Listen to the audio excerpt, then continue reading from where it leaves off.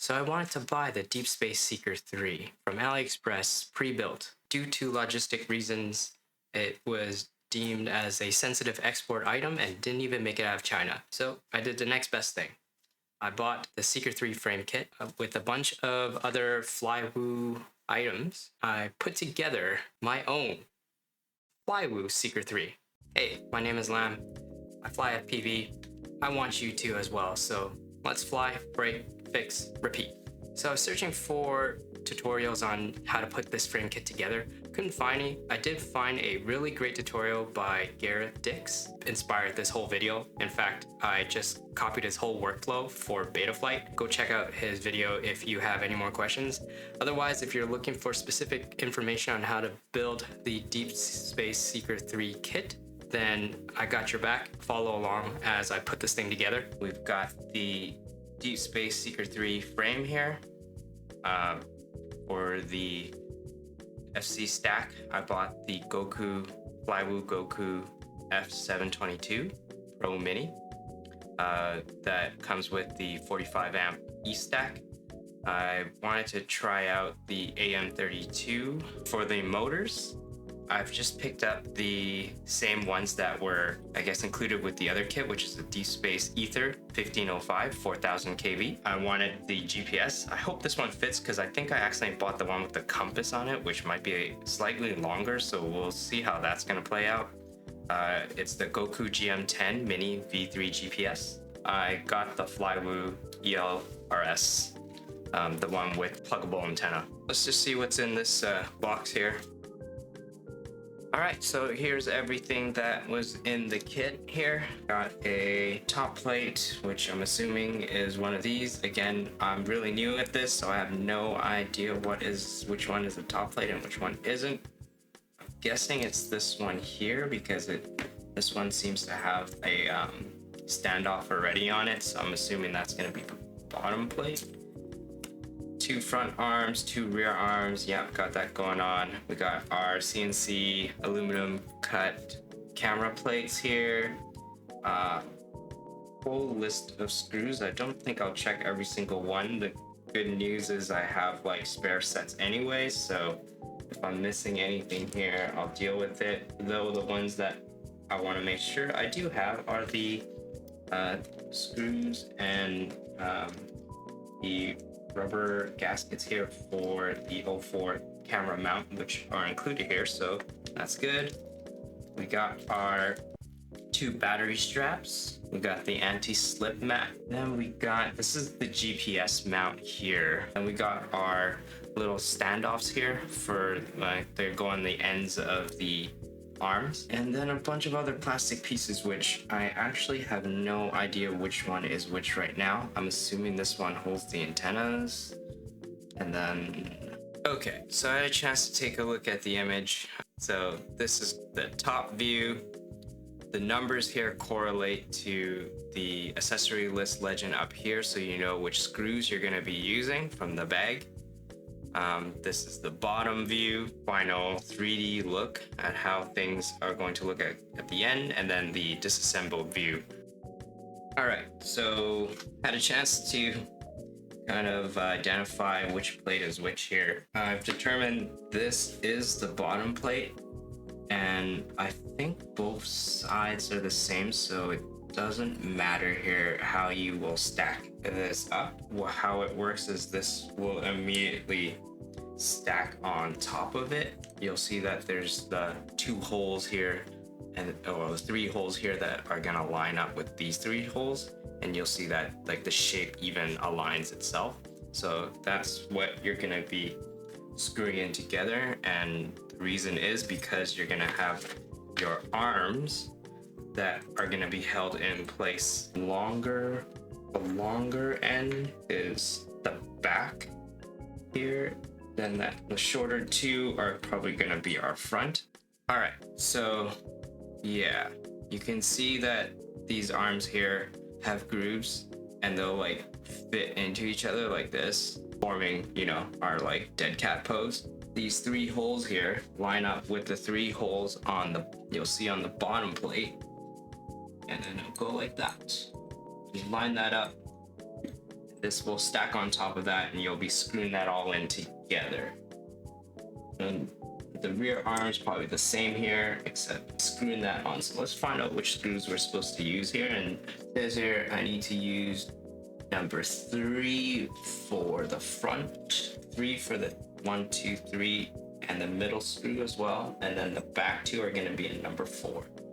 Number 3 screw here is a M2 9mm. So let's get that ready. M2 9. We'll be using 4 right now. Wonder if they just included an extra here just in case, but again, make sure that you keep these nubs facing up. I'm sorry, this one will not have the other 2 screws until we grab out baggy 4, which maybe we can do already. Not baggy 4, but 4 points to the M212. And now the top plate we'll probably need to screw in. Forgot to check, is it Phillips or the hex? Hex, perfect. So I already got my screwdriver here set up. So let's screw this in. All right, so we got everything in here. Again, this is the back, front, and you can see here the 2 at the back here are going to be sticking out. Don't know why yet. I'm sure it'll all come to light later. Actually, yeah, I can see already in the diagram there's these spacers or standoffs that are gonna be slotted in between, so that's probably why. And yeah, we'll move on to the next step. While we're here, why don't we go ahead and figure out how the CNC aluminum guards go on here. Okay, I see a screw here. Yeah. So we're gonna be using the Legend number 1 here, which is the M2 6mm. So I already screwed up here. There is this front bumper piece that's supposed to go on the bottom plate as well. So if you go look, you'll see there's this like TPU piece, and we're supposed to screw that in here before screwing on the CNC. So I'm gonna undo that here. I had a chance to figure out what the rest of the parts are. Again, these are gonna be the standoffs here and the motor protector, so you can see that goes there later. With your top plate, you'll see that they included the X30 plug here, which is gonna fit into the top plate there, right? Everything else kind of goes in like that, so that's gonna go there. Then you have your GPS mount, which is gonna go there. This is a standoff, which I guess your antennas are gonna go through on the tail end, and these will stack on top of those. Then you have this here, which is going to slot in the middle standoffs where you're gonna have your stack. At this point here now, I want to get my screws in place so that I could see how the FC stack is gonna mount onto here, and then maybe try to fit the camera as well and figure out where everything else is just gonna sit. So another mistake, if you're like me, here you're gonna be using the M2 20mm for your FC stack. And of course, if you're like me and screwed everything together already, how the heck are you actually going to get these screws into the bottom of the plate, right? So we're actually just gonna have to take this apart again. Okay, so the next thing that you want to do is you want to grab out the M2 20mm screws, and it's gonna come with these 20mm screws here, and then a bunch of locking bolts as well. And you'll see that there are 4 screw holes here, which stupid me didn't realize I had access to before. You want to lock the bolt in place. I do this because I've seen it in other videos. There we go. Yeah, so once you have all this in place, I think you'll have enough going on here to start kind of dry fitting things. All right, so let's unbox what's inside of here. Again, my first time doing any of the actual getting my own FC and sticking it in.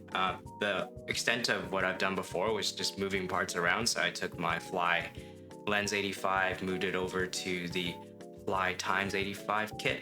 And then when my Fly Times 85 spontaneously combusted, I then moved whatever components I could save onto there onto another Fly Times 85 that just happened to come in at the same time because I bought the O4 Pro version of it. Now I'm moving on to this 3-inch frame because I realized that the Fly Times not so great for freestyle. Hence why I broke so many of them. And since I'm a Flywoo shill, I went with the Flywoo Goku F722 Pro mini stack. Deepspace already has a F722 mini as well. I don't know what brand it came with, but I bought the Flywoo one. And the Flywoo one, I think, is nice, and we'll see if it's actually nice, but it comes with these plugins so you can avoid one less place to solder your FC. This is your speed controller, so that's where you are going to solder on your motors and also the power leads, hence those big ass pads there. I'm a little bit scared of how that's going to work because I've never had to solder power leads before, and I heard that the ground terminal is a pain in the ass. So yeah, I'll be able to plug this directly into my FC. Otherwise, they also include solder pads if I guess you had something that didn't support that. And then your motors are going to be soldered onto these pads on the side here. Cool. All right. And I guess right off the bat, let's see if I screwed this up already and I chose the wrong holes.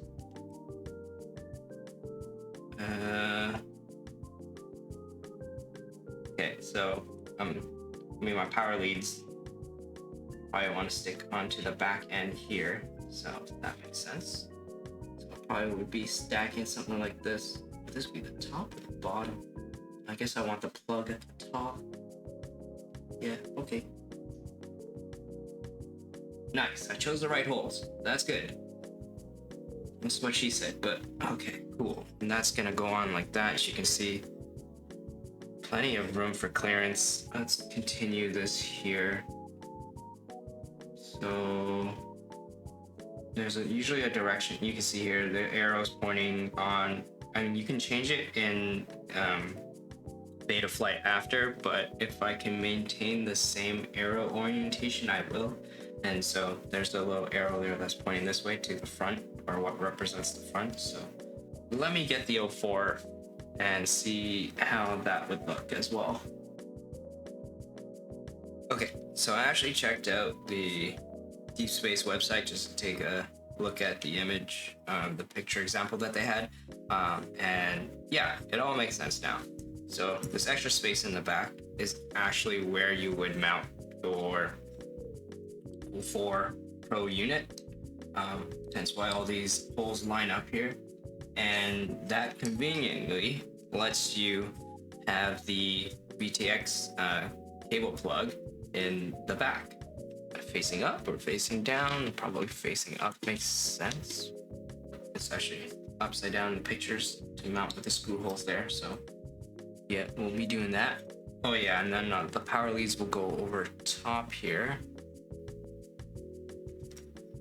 Yeah, nice. I think I have to make sure when I solder the power leads on, I'll use the underside of the pad,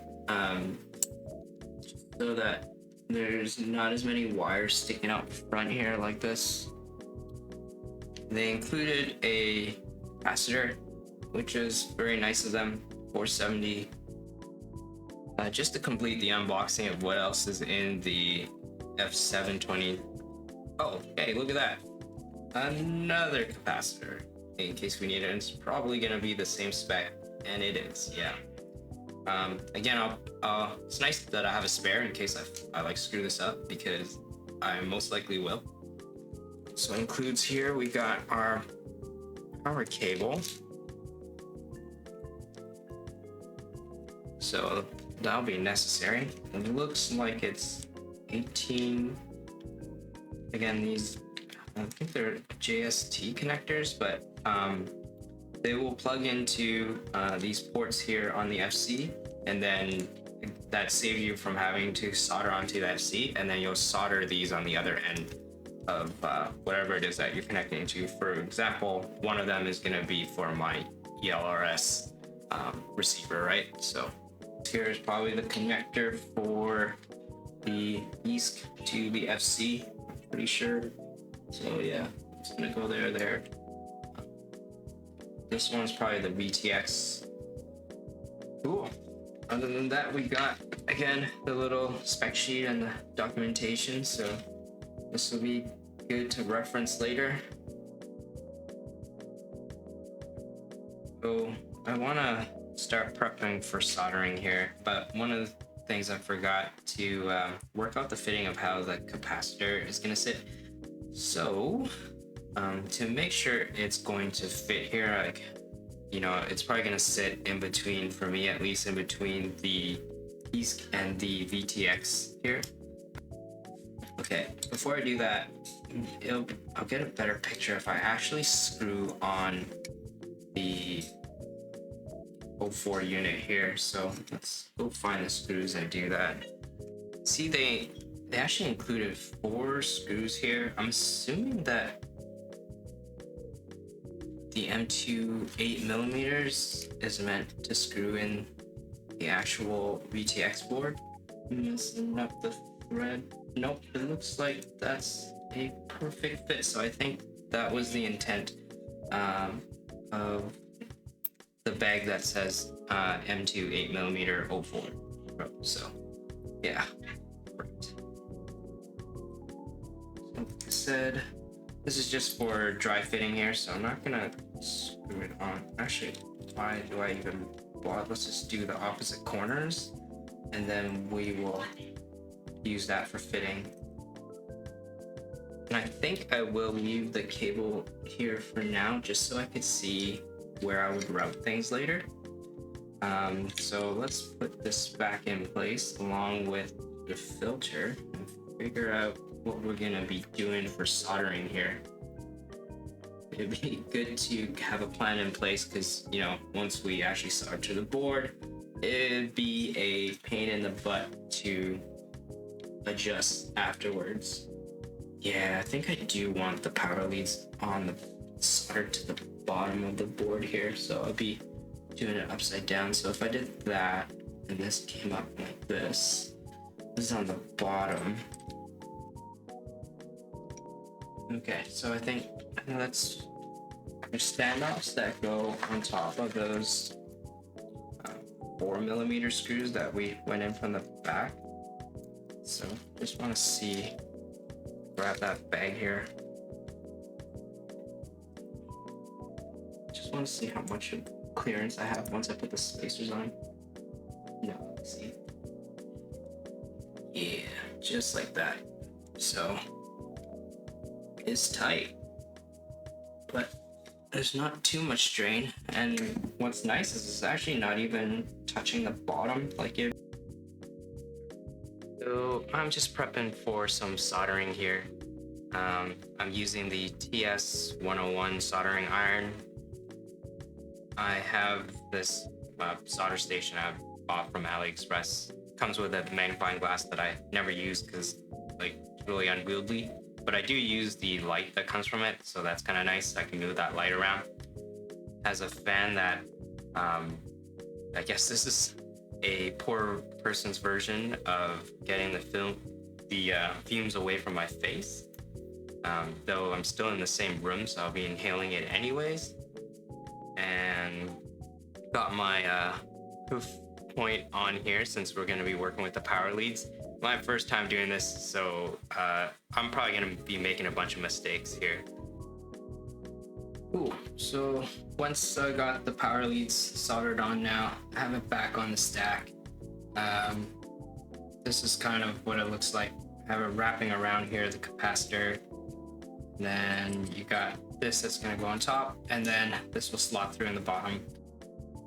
So as I mentioned before, I just bought the same motors that are on the pre-built Seeker 3, which is the Deepspace Aether 1505 4000 kV. And if you're wondering what's in the box, here's a little unboxing. We got our motors here. Also comes with more screws, and we'll figure out which ones we have to use. So I unboxed all of the motors here. Looks like it comes with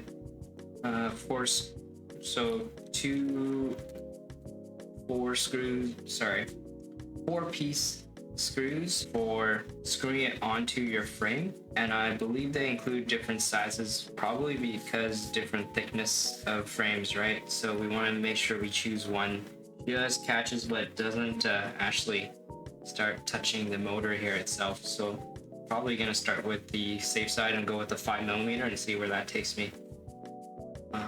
Right, so I'm gonna go ahead and do that. I think one thing to watch out for is this is where we might want to go ahead now and also start including the standoff, because this probably screws on. So yeah, that might actually change the thickness that we need to screw on the motor as well here. So something to keep in mind.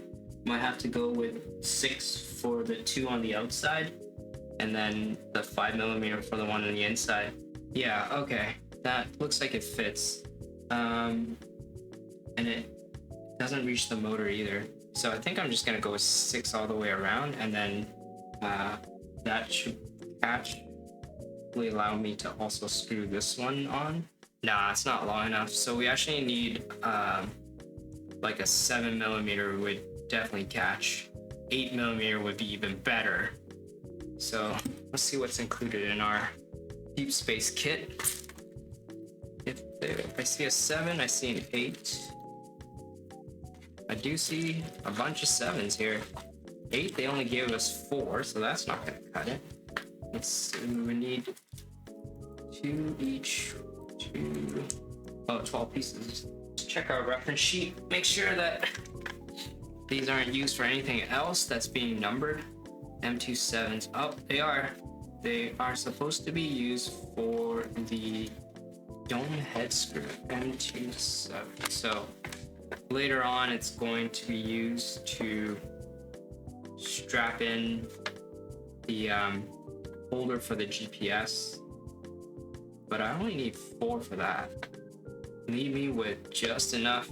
I would have 8 screws, so 2 for each arm to hold in standoffs. Yeah, I feel it tightening here. So the 7mm works here, so I think we'll go with that. I think what I'll do is I'll use the 6mm for the portion that doesn't have the standoff, and then we'll go with the 7. We'll go with the 7 when we have the legs or the motor guard. So now that we have this completed, we can start thinking about how we're gonna solder on our motors. But even before that, we're probably gonna want to slip on motor wire organizers, and I think I want to try it out. Cool. Yeah, you probably want to make sure you get them aligned before you slip them on, because it's gonna be pretty hard to move it around afterwards. So okay, so the next step is measure how much motor wire we need, and we're gonna snip. Of course, leaving some leeway for mistakes.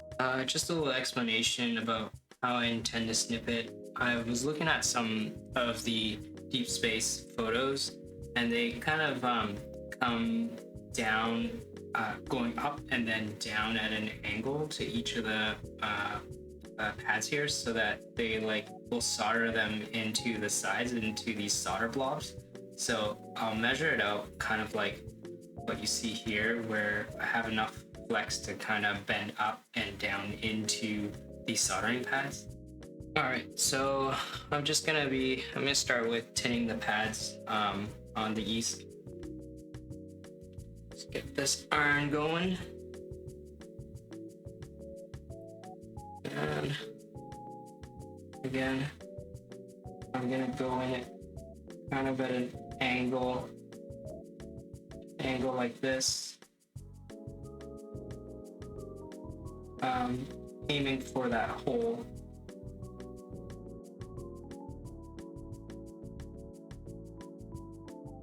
So I soldered my motor wires on.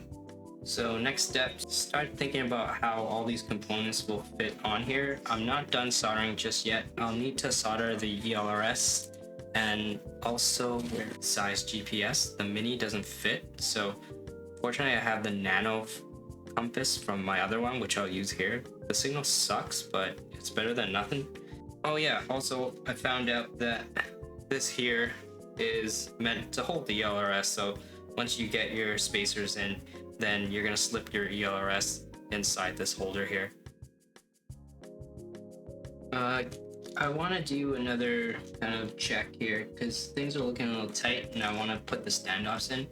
There's actually 2 standoffs in the kit I saw. So what is going on is that the 21mm standoffs are going to be what's in the middle of the frame, and then there's the 22mm, which is at the end, and that's what you'll be the 2 screws at the back that we'll be slotting this into after, with what is it, say 6mm screws to hold it from the bottom. So why don't we try that right now? Actually, the 21s here, because those will, as I mentioned before, they just go into the screws that were standing off from the holding the arms at the back. So one in right there. Get this one in as well. See, this is the one I was curious about because I put the capacitor there. I just hope there's enough room for all this to fit. And looking like there is, but won't know until, like you can see here, I'm gonna have to just kind of squeeze all this in there and screw on the DJI Air unit as well here. I took off, it looks like the TPU guard here won't fit, so I just have to remove it, and I kept the UV filter for now. So yeah, I'll mount that later, but just make sure, because I know that's gonna fit, but all this stuff in the back here, it's looking real tight, but I think it should fit. Let's just confirm with some screws. Wasn't there? What was in the back there again? Yes, the 8s that were left for the O4. I'm sure the 7 would have fit too. Just put 2 of these suckers in, just like before. I think this should be good though. Like I see that there is clearance. And yeah, looks okay. Nothing is, well, before I say that, let's get this side in because this is what's gonna kind of pinch everything together here. Yeah, the fact that this is going in easy gives me some okay, cool. Yes, so everything looks like it fits and nothing is too worried about. Nope. Yeah, it looks like cables themselves aren't being pinched either. I have enough room for the power lead to feed through, so I think we're in good shape. Also, one thing before, I wanted to feed the video cable underneath the whole stack. Forgot to do that, so I'm just gonna have to feed it through the middle of the stack now.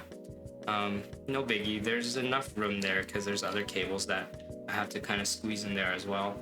So I don't have to, actually. I guess this cable could also stick out because there's enough clearance once the camera goes in. Either way, I can, but I don't need to, so I think I'll leave it at that for now. Sweet. So yeah, as I mentioned, the other 2 standoffs then would be going here, and then you would screw that in with the 6mm from the bottom, and that goes on top like that.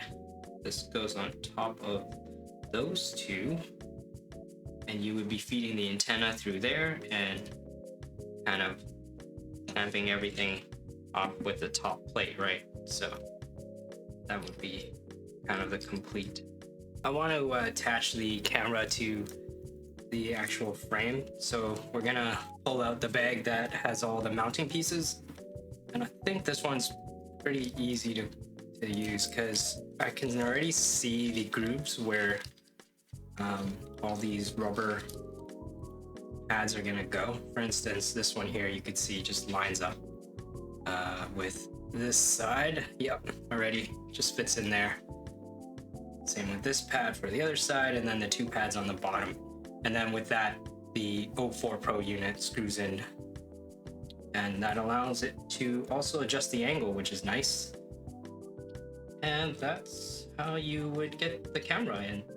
And with that, we should be able to tilt down and up, or up, more up.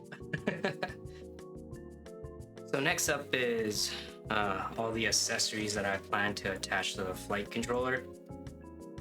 What I do have is obviously we're gonna need a ELRS receiver because I fly with the Radio Master Pocket, the ELRS version. So we're gonna have to get this on there. I bought the Flywoo version because it comes with some crystal to keep track of the timing. Don't even know if that's important, but I bought Flywoo because Flywoo has free shipping if you get $100 worth of stuff. So, and then the last thing is, I mentioned before, I have the Nano G10 GPS from Flywoo. So probably start with the ELRS. If we look at the printout here for the F722, just gonna look for a transmit receive with voltage and ground. Let's put it on TX2 and RX2 here.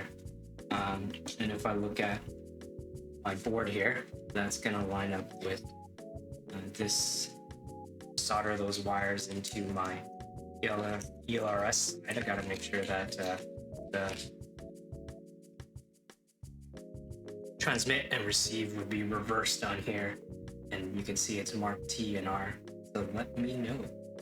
So for that, we're actually gonna go and dig up the box of wires that came with the FC here. So we're gonna look for the one that has 4 pins, or I believe it's this one here.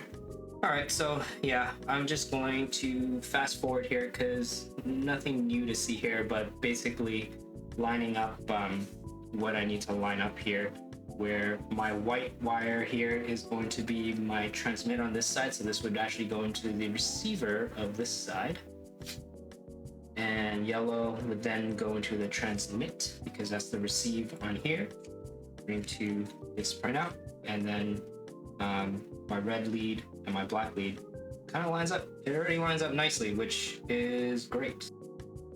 Okay, got these soldered up, and now I'm going to check to see. Oh, in the end, I decided not to cut it. I'll just twist it. I also realized that I chose the one in the front, so I could use the room anyways. This here, as I mentioned, would actually be sitting inside this little holder here. So the 22mm standoffs are going to go here and here, and it is screwed in with, I believe, a 6mm. Let's confirm. Yes, it's the one with the 18-piece bag, because I'm guessing this is used to finish everything off, a lot of things off. Better do that first. Okay, so the antenna needs to go into the VTX here, and with that, this was actually made for holding the stock lollipop antennas from DJI for the O4 unit, because apparently it has an ideal 60-degree angle. You have to be careful because there's a ribbon here that connects to the cable, right? So you don't just like yank the whole thing off. All right, now that we got this, let's plug in our antennas here. Now that these are in, we can actually get the standoffs in as well without having to try to fit that in later with the standoffs in, which might make it a bit tough. So, of course, now they're gonna be flopping about. Hope I don't have to fix anything else. So with this in place, then how that goes is this would slide, not this one, the ELRS antenna first, slides into the bottom here, like so. It is a very tight fit, which is good and bad. Okay, cool. I'll slide into the very bottom like that. Now we can check if we had enough clearance. So we'll use this again to help guide us, because this is where we would be slotting in. So about third or so of the VTX here, and then from here we would need this antenna to slip down inside. Stay with that. Fortunately, I have enough shrink wrap here. Okay, well, I'm not gonna bore you with some heat shrink here, so let's cut ahead. All right, so I got it in the heat shrink, and here it is, placed inside of the holder here, so that later on when I'm ready to strap everything together, we'll slide that in, twist this as much as we need, and then we'll plug it into the FC. So with that out of the way, I will now move on to the GPS and figure out what I have to do there. So my GPS unit has a compass as well. So with that, it requires, as I mentioned here, I'll actually need to solder on the SCL and SDA pads that are listed on my FC. Pulled it out here, and how it plugs in already by color. Blue here is the SD wire, so that's gonna go into my SDA pad. Green is the SC wire, so I have an SC pad right here as well. Then the middle, red, you probably know what it is. That's gonna be our power voltage. Ground is black. Then the next two wires are yellow and white. Yellow is receive and white is transmit. All right, so finished soldering it on here. That was a big pain in the ass. All these pads are so small. So this here would then connect to this 4-pin. All right, everything is stacked up here. We're ready for the top stack. You can see here I used the bolts to put on the FC stack. I also put on the ELRS here, stacked the antenna, and put the VTX antennas on as well. They're sticking out a little bit here, but I made sure they didn't like go below the ELRS antenna, so I'll probably zip tie those afterwards. And there's a little slot here. My GPS wire is so long. There's a little slot here though that you can get the GPS cable up through before you decide to screw this on. And to screw this on, I'm going with the 7mm screws here.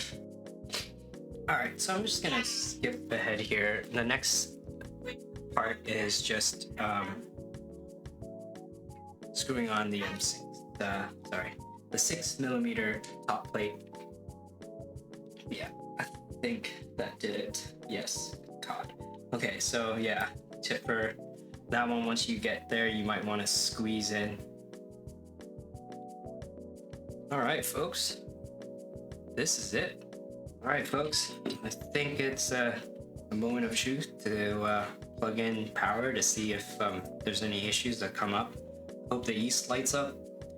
I don't even know where the LEDs are for it, but I guess I'll look for it. And we will use the smoke stopper. See if I created any shorts through this. Probably likely. There's a 4S battery, 750. The one from Flywoo. Because, like I said, I'm a Flywoo shill. Okay, here we go. Okay. Okay. So we got the ELRS antenna lighting up. I need to get a fan going. I forgot about that. So I got a portable fan here. The light on the FC looks good. Oh, my GPS light is also on. That's good. I don't see anything on the east. I don't recall if there were any LEDs to begin with, so I guess we'll just have to wait and see there. But that makes me happy. I mean, it didn't short, so I didn't create any shorts. So yay. So I just connected it here to USB and hit connect. I get a prompt that says that the accelerometer is enabled but is not calibrated, so we need to do that first. So we'll hit calibrate accelerometer here. It's on a pretty straight desk here, so nice. Okay. Let's move on to configuring. We want to enable the VTX, and looks like it's on TX3, RX3.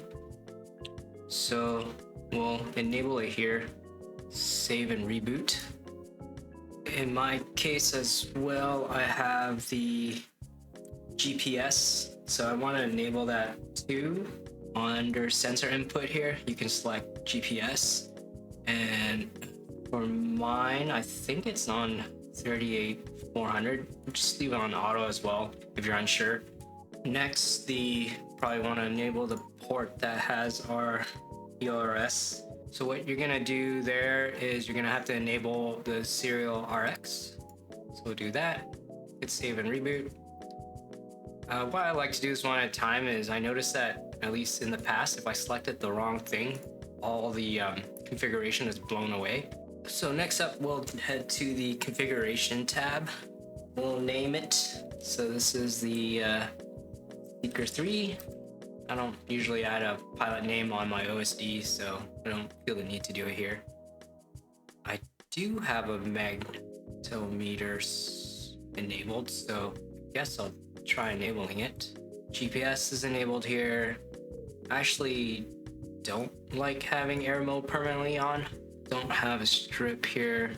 All right, next up, we're gonna go to presets here. I was looking online and folks suggested using the Superfly Freestyle preset. So we'll select that. There's no action camera on it. We want RPM filtering. We won't turn on anything else. Hit pick, agree, and save and reboot again. So with that, it would have done, just put a preset tune here for you. Not gonna change anything on there right now. I'll maybe come back in the future and adjust it as I fly. And yeah, also what I will do though is I wanna change the rates, but I have rates that I use on my other quads that I saved. So I have it already where I'll paste it in. If you're curious of the rates I use, you can see it here on this page. One thing I forgot to mention was I did connect to the ELRS configurator through Wi-Fi. I usually just do that through my phone. You can look, once you plug it in, and then I'll start up a web page. You just need to connect to the Express ELRS Wi-Fi. And once you do, you can go to the address 10.0.0.1 and you'll be able to set up your binding phrase there. So I did that already, and that's why I actually have connectivity to it already. And wow, right off the bat, I actually doesn't look like I need to make any changes. Yeah. So hopefully that's the case for you too.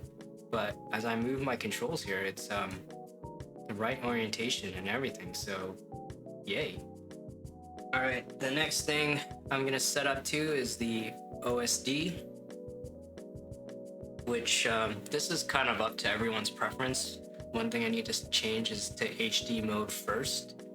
So hit save, but I have, I'm just gonna use the same OSD that I use on all my quads, so I went in and pasted it in here.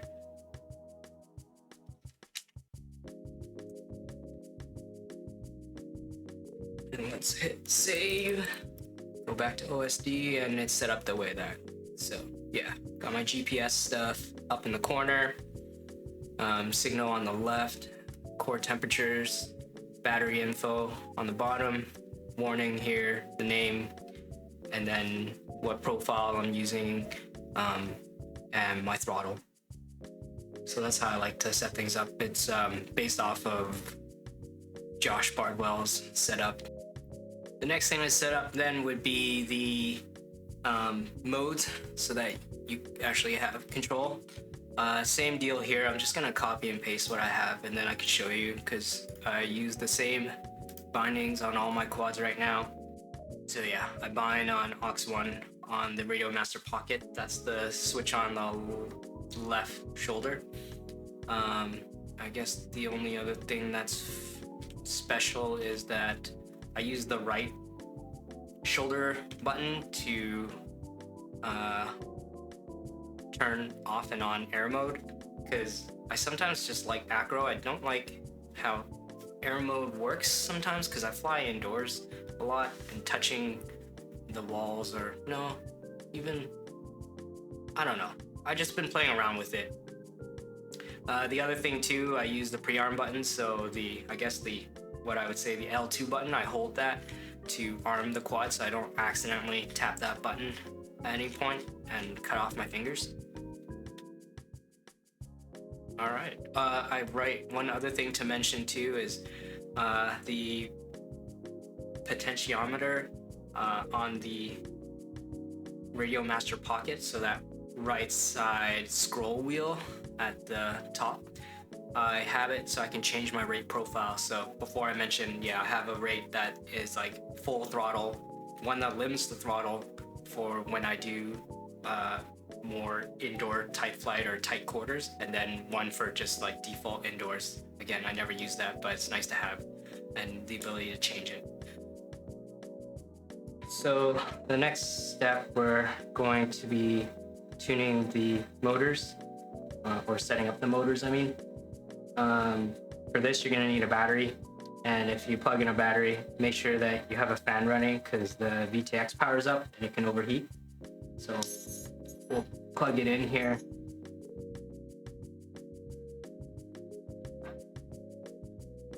Back on Betaflight, you'll want to go to the motors tab, and I guess this is where we're gonna find out if everything works. So the first step, make sure your quad is facing the same way as the orientation up here, and you're gonna hit reorder motors. Say you understand the risk and start. And so you want to match what it's trying to spin. This is my bottom left one, so I click it here. Bottom right is spinning. Bottom left, top left. All right, save. Okay, so the next step is to actually configure the motor directions. And for that, you're gonna need to plug in the battery, of course. And when you connect, you go to the motors tab, and I just like to use the wizard here. So you understand, and you'll spin the motors. And really what you're checking for is to match the direction that you set up. I've actually reversed my direction here, so it's spinning propellers out. I'm doing this out of a recommendation that I've read from Oscar Liang, who says anything lower than a 5-inch, let's go props out. So already I could see that this is the wrong orientation, so I actually need to hit the button here, and now it'll spin clockwise. This one's correct. That's incorrect. Change it, and now it's spinning clockwise. This one's already correct as well, so that's all we have to do there. Awesome, so now we can turn up the master here. Sorry, we can test the motors, give it a little bit of power, and see if the direction is still correct here. And yes, it is. So I can stop motors here.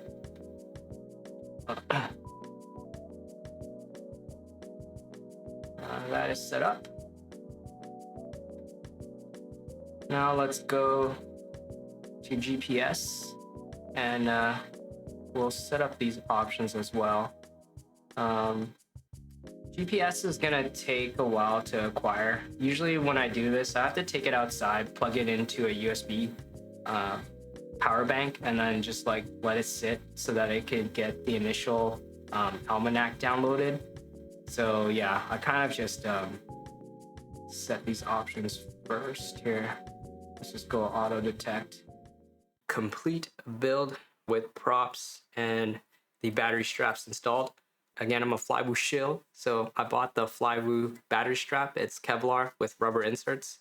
It's slightly heavier, but because of that, I also included the Deepspace one. It weighs in at a total of 252 grams, so I probably could have cut some wire shorter there on the motors if I wanted to be sub 250. 252 with the 750 milliamp 4S battery.